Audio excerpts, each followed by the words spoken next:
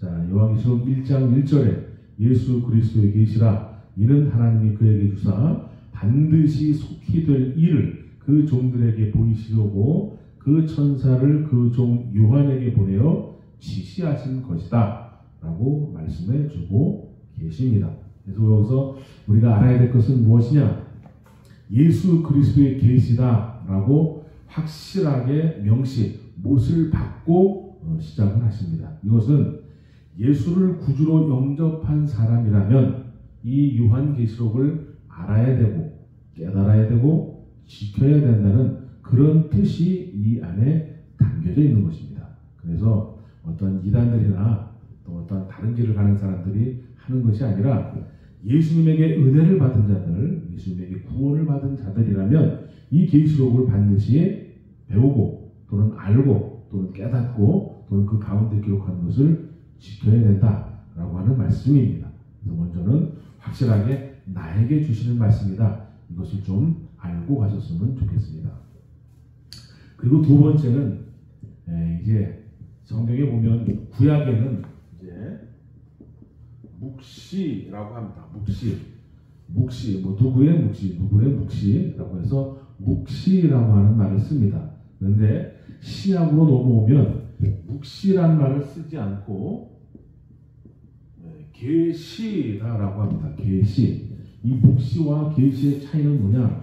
한문으로 풀어본다면 잠잠할 즉 조용한 가운데 잠잠한 가운데 보일시 보여주신다라고 하는 것이고 계시는 열어서 보여주다라고 하는 그런 뜻을 갖고 있습니다. 그래서 묵시와 계시의 차이는 무엇이냐? 예수님이 이 땅에 오시기 전과 오시기 후로 나눠진다라는 것을 알 수 있습니다.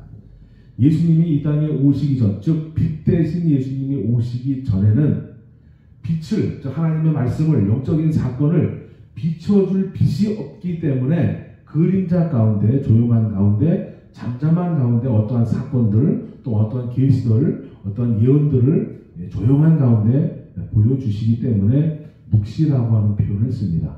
그러나 계시록은 그렇지 않습니다. 예수님이 빛으로 오셨고 또 예수님이 주신 것이기 때문에 계시록은 진실하게 예수님을 믿는 사람이라면 정말 마음의 구주로 영접한 예수를 구주로 영접한 사람이라면 여기에는 숨은 것이 없습니다. 감춰진 것이 없고 비밀이 없습니다. 내 마음이 닫혀서 내 마음이 다른 곳을 향하기 때문에 비밀이 있는 것 같고 숨겨지는 것이 같고 아무나 이것을 깨닫지 못하는 것처럼 보일 수 있지만 그렇지 않습니다. 정말 순수하게 내 마음을 열어서 순수하게 예수님 앞에 내 마음을 열어놓은 사람이라면 이 계시록은 열려지게 되어 있습니다. 그래서 계시라고 하는 것은 예수님으로 말미암아 빛이 되신 예수님으로 말미암아 열려있다라고 이렇게 보시면 되겠습니다. 그런데 내가 깨달아지지 않고 나에게 열려지지 않았다면 나에게 문제가 있는 겁니다. 내가 내 마음이 내 믿음의 방향성이 다른 곳으로 가 있나 먼저는 찾아보셔야 될 줄로 믿습니다.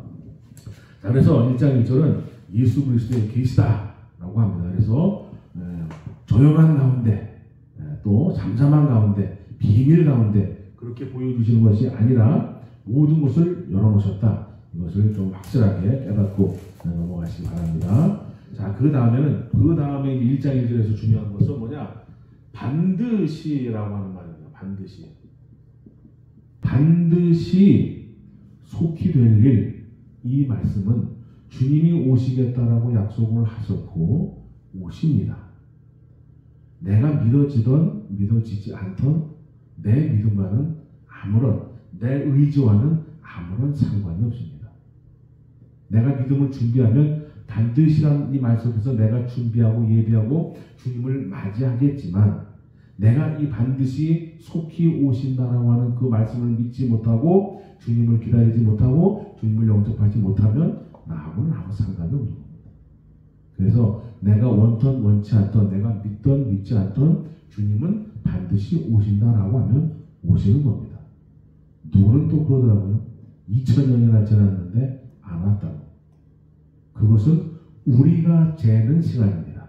우리가 셈하는 시간이고 주님이 오신다. 주님이 반드시 속히 될 일, 반드시 오신다라고 하면 주님이 약속하신 그 시간에 오시는 겁니다. 그 시간을 주관하시는 분이 주님이시지 내가 아닙니다. 그래서 주님이 오신다고 하면 내가 그 시간에 맞추는 거지. 그렇기 때문에 내 생각과 나의 계산으로 2000년이나 지났는데 오지 않았다.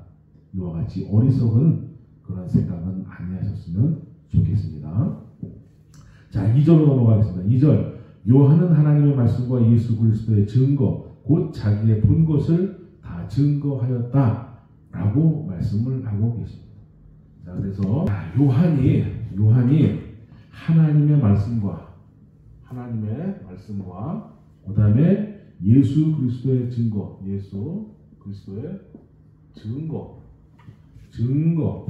곧 자기의 본 것을 다 증거했다라고 고백을 합니다. 첫 번째 여기서 우리가 알아야 될 건 뭐냐? 사도 요한도 우리와 같은 성정을 지닌 사람, 사도 요한이 특별한 능력이 있고 엄청난 권능과 권세가 있는 사람이 아니라 우리와 똑같은 성정을 가진 사람입니다. 다만 우리와 다른 것이 있다면 주님을 목격한 자이고 주님과 함께 호흡한 자이고 주님께 은혜를 받은 자이고 순교라고 하는 그 엄청난 사건을 거친 자다. 이것만 다를 뿐이지 우리와 같은 성정을 가진 사람입니다. 그 이야기는 뭐냐? 사도 요한이 하나님의 말씀과 예수 그리스도의 증거, 이것을 내가 받고 그것을 증거한다는 겁니다. 그러면 우리 역시도 하나님의 말씀과 예수 그리스도의 증거를 내가 증인의 삶으로 나타내고 증거를 하는 그러한 사도 요한과 같은 그러한 삶을 사셔야 됩니다. 그래서 하나님의 말씀과 예수 그리스도의 증거 같은 거 아니냐, 같은 의미 아니냐라고 생각할 수 있는데 같은 의미이기도 하지만 조금 다를 수 있습니다. 그래서 하나님의 말씀은 구약 성경에 더 큰 의미가 있다. 이렇게 보시면, 또는 구약까지 포함한 것이다. 이렇게 보시면 좋겠습니다. 그래서 예수 그리스도의 증거는 신약이다. 신약. 그래서 하나님의 말씀과 예수 그리스도의 증거라고 하는 얘기는 구약과 신약, 즉 구약은 대표적으로 유대인이죠. 유대인. 신약은 우리 이방인을 말하겠죠. 그래서 이 예수 그리스도의 계시, 이 계시록은 유대인에게도 증거가 되어야 되고 이방인에게도 증거가 되어야 됩니다. 즉 여호와를 믿던 예수를 믿던 여호와 안에 있는 자들, 예수 안에 있는 자들은 이 예수 그리스도의 계시를 알아야 되고 깨달아야 되고 지켜야 되는 겁니다. 우리 이방인의, 즉 예수님의 은혜를 받은 사람의 전유물이 아닙니다.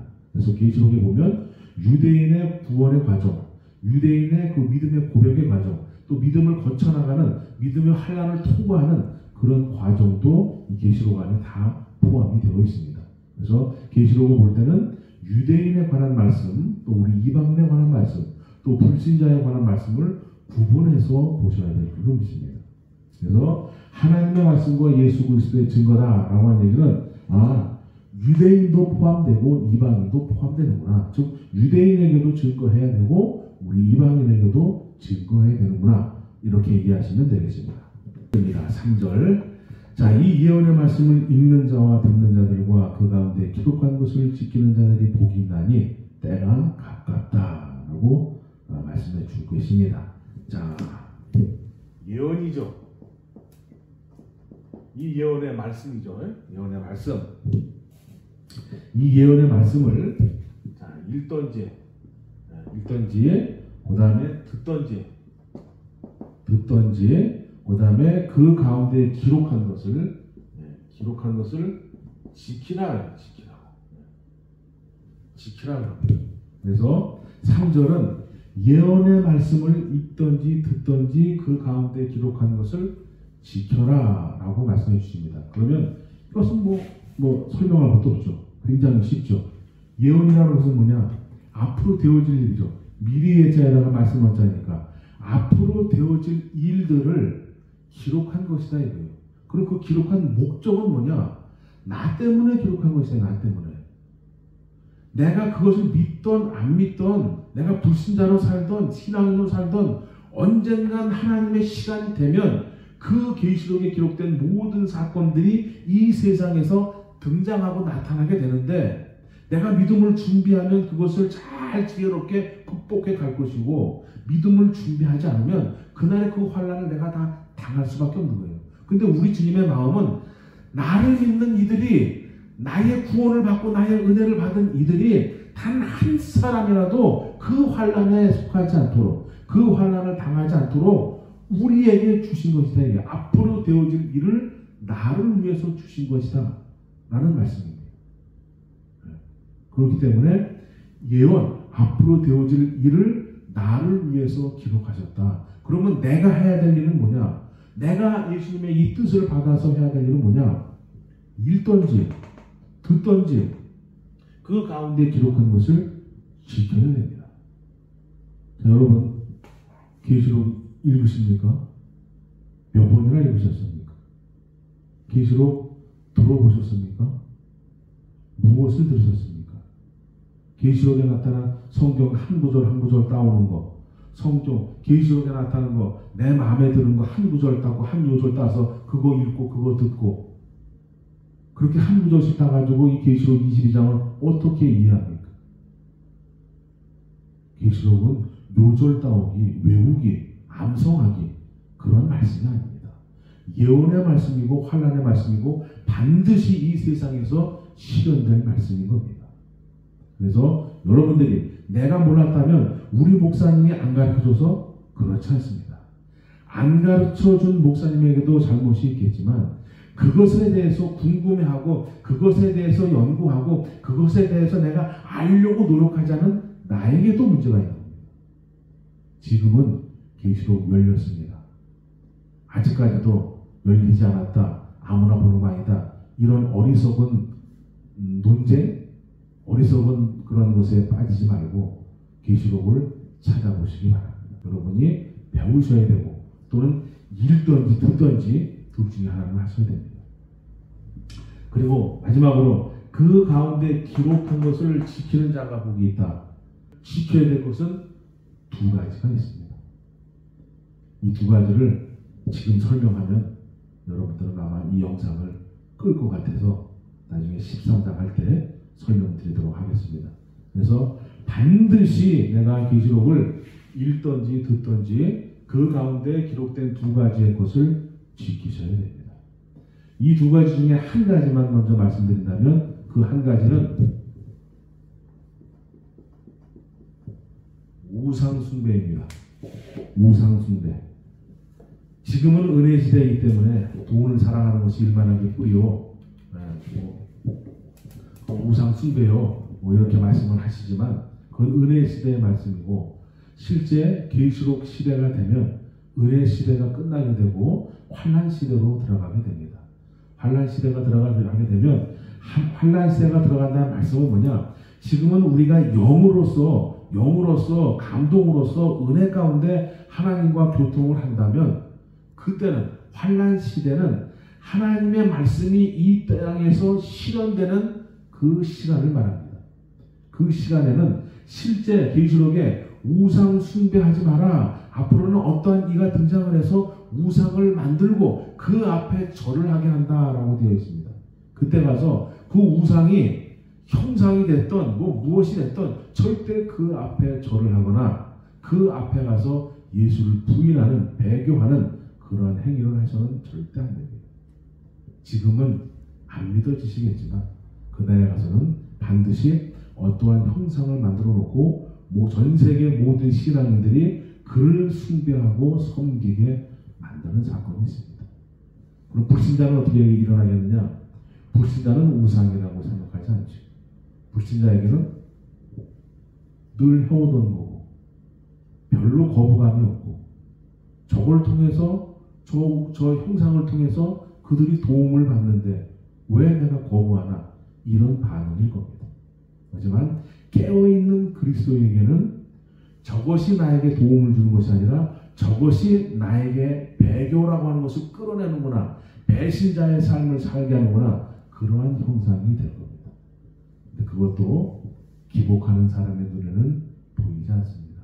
기복은 우리 눈을 가리게 되고, 우리 눈을 가린다는 얘기는 하나님의 말씀이 왜곡되이 보이게 되고, 하나님의 말씀을 믿고 싶은 것만 믿게 되고, 하나님의 뜻을 전혀 깨달을 수 없습니다. 그래서 영적 기복이든 육적 기복이든 절대 하시지 마시고 배척하시기 바랍니다. 이제 계시록 1장 4절입니다. 자, 1장 4절부터 7절까지는 요한이 천사를 통해서 예수님의 계시를 받고, 이 계시를 7 교회에 이제 전하는 그러한 사건이 소개되어져 있습니다. 그래서 어떻게 보면 인사말이기도 하지만, 이제 예수님께서 사도 요한에게 주신 그 계시를 내가 어떻게 받아서, 어떤 마음으로 받아서 어떻게 증거하고 전파해야 되는지를 소개하는 말씀이기도 합니다. 이 4절 5절, 계시록 1장 4절 5절에 삼위일체 하나님, 예수님이 이 땅에 오셔서 하신 일, 예수님이 이 땅에 오시고 또 부활하시고 부활하신 이후에 하신 일까지 아주 함축적으로 설명되어 있는 것이 4절 5절입니다. 그래서 이제도 계시고 전에도 계셨다. 자, 성부, 성자, 성령 중에 지금도 있고 전에도 있는 분은 없으셨습니다. 오직 예수님 외에. 자, 오늘은 설명을 좀 드리겠습니다. 자, 구약입니다. 구약. 여기는 이제 신약입니다. 여기는 이제 성령 시대 또는 은혜 시대라고 합니다. 은혜 시대. 그래서 성경은 크게 이렇게 구약, 신약, 성령, 은혜 시대, 이렇게 세 시대로 구분해서 보면 성경을 이해하기가 좀 쉽습니다. 자, 구약 시대에 우리가 하나님의 이름을 함부로 부를 수는 없지만, 하나님의 이름도 정확하게 알 수는 없지만, 구약에 우리가 하나님을 부를 때 뭐라고 그러냐? 여호와라고 부릅니다. 여호와. 여호와 또는 야훼, 엘, 여러 가지 그런 이제 히브리어 이름이 있죠. 그 중에 대표적으로 야훼 또는 여호와 이렇게 부르게 됩니다. 신약 시대에는 우리가 하나님을 뭐라고 부르냐? 예수라고 부릅니다. 예수. 그런데 예수는 성육신 하신 예수님을 말합니다. 성육신 하신 예수님. 2000년 전에 이 땅에 오셔서 우리의 죄를 짊어지시고 십자가 지시고 죽으신 그 예수를 말합니다. 그리고 예수님이 가신 이후에 그다음에 바로 우리 가운데 어떠한 분을 보내주시죠. 그래서 그분이 누구냐? 바로 성령 하나님이 되십니다. 성령 하나님. 그래서 구약에는 여호와, 신약에는 예수, 그다음에 은혜 시대에는 성령. 그래서 우리가 이 세 분을 삼위일체라는 것을 믿고 또 그렇게 신앙생활을 키워왔습니다. 그래서 삼위일체라는 것은 뭐냐? 자리는 셋이지만 요한복음 1장에 보면 구약에는 여호와로, 신약에는 예수로, 은혜 시대는 성령으로 이렇게 세 분이 역사하시는 것 같지만, 요한복음 1장에 보면 이 세 분이 곧 한 분이다 그럽니다. 한 분. 그 한 분이라고 해요. 그 한 분이 누구냐? 말씀이라고 합니다. 말씀. 그래서 말씀이 곧 하나님이다 그럽니다. 하나님. 그래서 말씀, 하나님, 말씀 같은 의미가 되겠죠. 그래서 자기는 셋이지만 이 셋의 본체는 말씀이요 곧 하나님이십니다. 그런데 이제도 있었고 전에도 있었다라고 하는 말씀이 좀 납득이 안 가시겠지만, 삼위일체의 개념을 이해하신다면 여러분이 좀 이해하실 겁니다. 그래서 이제도 계시고 전에도 계셨다라고 하는 얘기는 이 예수님께서 이제 계시지만 이분이 전에도 계셨다라고 하는 말씀입니다. 그 이야기가 이상하게 들리시면 안 됩니다. 삼위일체 하나님이기 때문에 하나님이 세 분이 절대 아닙니다. 하나님이 세 분이 아니고 하나님은 한 분입니다. 이 한 분 하나님이 구약에는 여호와 또는 성부 또는 아버지를 역사하시는 거고, 신약에는 성자 또는 예수, 구원자라고 역사하시는 겁니다. 신약의 지금 은혜 시대에는 성령 하나님, 인도자, 돕는 자, 보혜사 이렇게 일을 하고 계신 겁니다. 그래서 요한복음 1장 1절의 말씀, 요한복음 1장의 말씀을 통해서 보면 말씀이라 그러고 하나님이라 그럽니다. 그런데 여기서 알아주는 게 뭐냐? 하나님은 이름이 아닙니다. 한 분이라고 하는 뜻이지 절대 이름이 아닙니다. 그래서 하나님의 이름은 또 다음 시간에 설명해 드리도록 하겠습니다. 하나님의 이름이라서 사람 이름이 아닙니다. 그래서 이제도 계시고 전에도 계시다는 얘기는 예수님이 이 땅에 성육신 하셨지만 태초에 천지를 창조하신 분이 여호와 하나님이시기도 하지만 예수님이시기도 하다. 이렇게 이해하시면 좀 쉽겠습니다. 그래서 이제도 계시고 전에도 계셨다. 또는 이제도 계시고 전에도 계셨는데 이분이 다시 오신다. 장차 오시리다. 라고 하는 거예요. 이것은 삼위일체 하나님을 아주 함축적으로 이 계시록 1장 4절에서 설명하고 계신다라고 보시면 됩니다. 너무 깊게 들어가면 더 헷갈리기 때문에 여기까지만 하고 넘어가도록 하겠습니다. 그래서 계시록 1장 4절은 삼위일체 하나님. 지금 우리 이제 신앙인들이 보면 삼위일체 믿는다라고 하는데 이것은 이 삼위일체 개념을 정확하게 이해하지 못한 채 그냥 교리로 또는 그냥 교육으로만 우리 기독교인들은 삼위일체 믿습니다. 삼위일체를 부인하면 이단입니다. 이렇게만 알아오는 게 조금 문제가 되긴 합니다. 삼위일체에 대해서 명확하게 알고 싶으시면 목천 방주교회 오시기 바랍니다. 알려드리도록 하겠습니다. 5절 충성된 증인으로 죽은 자들 가운데서 먼저 나시고 그래서 예수님도 하나님의 말씀을 이 땅에 실현시키실 때 그 말씀대로 살아가셨고 그 말씀의 모든 것들을 다 증거하는 삶을 사셨습니다. 그게 바로 마태복음 5장, 6장, 7장입니다. 그 중에서도 내가 율법을 폐하러 온 게 아니라 온전하게 하러 왔다. 이것이 바로 지금 계시록 1장 5절에서 말한 것처럼 모든 것을 증거했다라고 하는 말씀과 동일한 말씀이고 그 말씀을 증거해주는 말씀입니다.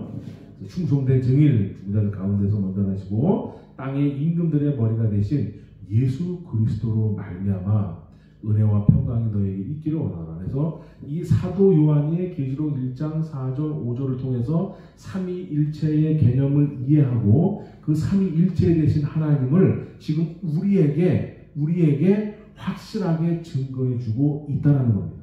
그래서 우리도 누구를 증거하는 삶을 살아야 되느냐? 예수 그리스도를 증거하는 삶을 사셔야 됩니다. 예수, 그 다음에 그리스도, 예수와 그리스도는 다시 말하면 메시아죠. 메시아.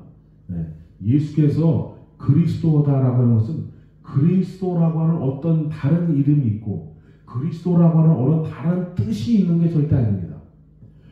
그리스도나 메시아나 같은 의미입니다. 같은 의미. 무슨 의미냐? 약속된 자다라는 거예요. 또는 기름 부음 받은 자다라는 얘기입니다. 그 이야기는 예수께서 그리스도다라는 얘기. 그 얘기는 뭐냐면 이 예수가 바로 성경에 약속된 자요. 하나님이 기름을 부어주신 분이다 라고 하는 뜻이 되는 거예요. 근데 요즘 사람들 보면 예수 그리스도 하면서 이 그리스도의 어떠한 특별한 의미를 부여해서 그리스도 하면서 자꾸 그리스도를 강조하고 그리스도의 어떤 뜻과 의미를 심어주고 그리스도 쪽으로 방향을 트는 그러한 사람들이 요새 생기는 것 같습니다. 이 그리스도는 아무런 의미가 없고 아무런 뜻이 없는 거예요. 그냥 이 예수가 하나님의 약속된 자야. 이 예수가 하나님의 기름 부음을 받은 자야. 그런 뜻 강조하는 것 뿐입니다. 여기에 너무 많은 의미를 두시면 안 되는 겁니다. 우리가 믿고 우리가 의지하고 우리가 따라야 될 분은 예수예요. 예수. 근데 왜 예수 그리스도라고 하냐? 이 당시에 예수님이 2000년 오실 이 당시에 예수라고 하는 이름은 흔합니다. 흔해. 그래서 수식어 하나 더 보는 게 뭐냐? 나사렛이라고 하는 그런 뜻이죠. 그죠? 나사렛 예수. 왜 이런 뜻이 보느냐? 예수라고 하는 이름이 많기 때문에 그래요. 그래서 그 중에 콕 집어서 나사렛이라고 하는 동네에서 나신 그 예수, 나사렛에서 태어나신 그 예수가 기름 부음 받은 자다. 어디 저기 무슨 윗동네 예수가 기름 부음 받다 이런 게 아니고, 아랫동네 예수가 아니고 나사렛이라고 하는 그 동네에 태어나신 예수, 그가 기름 부음 받은 자. 왜? 유대인들은 계속해서 약속된 자, 기름 부음 받은 자, 메시아를 기다려왔기 때문에 그럽니다. 그래서 사도 요한이 그 예수가 바로 여호와께서 약속하신 자다. 그 예수가 여호와께서 보내신 자다. 그 예수가 여호와께서 기름 부음 받은 자다. 우리가 그를 홀대하였고 우리가 그를 멸시했지만 그가 바로 메시아이고 그리스도이다 라고 하는 그런 뜻일 뿐입니다. 그래서 예수에서 벗어나서 이 그리스도나 또는 메시아에게 자꾸 다른 의미를 부여하지 마시길 바랍니다. 이해하셨죠? 그래서 예수 그리스도를 말미암아 은혜와 평강이 너희에게 있기를 원한다 합니다. 그래서 확실하게 예수 그리스도라고 표현해주면서 예수 그리스도께서 2000년 전에 우리에게 해주신 가장 큰 사건이 뭐냐? 너희에게 있기를 원하노라. 우리를 사랑하사 그의 피로 우리 죄에서 우리를 해방하시고. 그래서 2000년 전에 예수님이 이 땅에 오셔서 가장 우리에게 큰 은혜, 진짜 은혜, 참 은혜, 핵심적인 은혜가 뭐냐? 바로 십자가의 사건입니다. 근데 지금은 교회 안에 물질이 들어오고 배금주의가 들어오고 기복신앙이 들어온 이후로 하나님의 참 은혜가 돈으로 바뀌는 것이 참으로 안타깝습니다. 물론 돈이 없이는 살아갈 수 없습니다. 세상에서는 돈이 최고겠죠. 하지만 우리 신앙인들은 육신으로는 돈이 최고일지 모르지만 영으로는 신앙으로는 믿음으로는 하나님을 향해서는 돈이 최고가 아닙니다. 구원이 최고고 십자가의 사랑이 최고고 천국이 최고입니다. 제발 좀 믿으시기 바랍니다. 불신자에게 증거하는 것이 아닙니다. 믿는 여러분에게 증거하는 겁니다. 내가 죄인됨을 깨닫지 못하니 또는 죄인됨을 알지 못하니 죄인의 관계에서 죄인의 자리에서 멀어지니까 예수님의 십자가의 사랑이 흐려지는 겁니다. 여러분, 조그만 악이라도 내게 있으면 그것이 곧 죄입니다. 악은 모든 모양이라도 버리라. 범사에 감사하라 그러죠. 여러분 오늘 하루 살아오시면서 얼마나 감사하셨습니까? 감사하지 못했다면 그 감사하지 못한 시간이 또 하나님 앞에 범죄하는 시간이 되는 겁니다. 그래서 하나님 앞에 감사하지 못한 그 순간도 회개해야 되는 자리고 죄인의 자리고 나는 죄인이기 때문에 예수님의 십자가의 사랑이 참 은혜가 되는 거고 진짜 은혜가 되는 거고 내가 늘 하나님 앞에 간구해야 되는 기도 제목이 되는 줄로 믿습니다. 자, 6절입니다. 그 아버지 하나님을 위하여 우리를 나라와 제사장으로 삼으신 그에게 영광과 능력이 세세도록 있기를 원하노라. 아멘. 우리의 소망을 한 구절로 표현해 주는 겁니다. 자, 7절. 볼지어다 구름을 타고 오시려나 각인의 눈이 그를 보겠고 그를 찌른 자들도 볼터이요 땅에 있는 모든 족속이 그를 인하여 애곡하리니 그러하리라. 볼지어다 구름을 타고 오시리라. 그럽니다. 구름을 타고 오신다라고 합니다. 자, 이 말은 먼저 이 말을 영적으로 먼저 풀이해 드리도록 하겠습니다. 구름이라고 하는 것은 구약에 하나님이 물로 심판하시고 그 이후에 노아의 가족들에게 보여주신 것이 하나 있습니다. 무지개라고 하는 것을 보여주셨습니다. 무지개. 그것은 너와 나의 새 언약이다 라고 이렇게 말씀해 주십니다. 그래서 물 심판 이후에 무지개를 통해서 새로운 언약을 또 성립하시고 또 그것을 이제 노아의 가족에게 보여주시는 그런 약속의 징표가 무지개입니다. 그와 같이로 지금 이 계시록에서는 이 구름이 곧 언약을 말합니다. 언약. 구약에는 무지개였다면 지금 신약에서는 이 계시록에 나타난 이 구름은 언약을 말합니다. 즉 구름을 타고 오시겠다라고 하는 것은 뭐냐? 내가 너희에게 미리 말한 그 말씀 가운데 기록한 그 사건들 속에 그 안에 그 약속대로 내가 너희에게 오겠다. 더 쉽게 말하면 마태복음 24장에 보면 예수님이 이 땅에 임하실 때 나타날 징조가 여러 가지 사건으로 설명하고 계십니다. 그래서 거기서 보면 많은 이들이 등장해서 내가 그리스도요 라고 하는 사건도 있다고 합니다. 그리고 또 많은 사람의 사랑이 식어진다라고 합니다. 많은 이들이 배교한다라고 합니다. 또 처처에 기근과 지진과 재난이 일어난다고 합니다. 또 처처에서 민족과 민족이 나라와 나라와 전쟁이 일어난다고 합니다. 그래서 계시록 마태복음 24장에 나타난 그 징조가 이루어지는 것이 바로 예수님이 미리 말씀해 주신 말씀이요 곧 언약입니다. 그래서 계시록 1장 7절은 볼지어다 구름을 타고 오신다는 얘기는 내가 너희에게 미리 복음서에 내가 이 땅에 다시 올 때 일어날 일들을 기록해 놨다.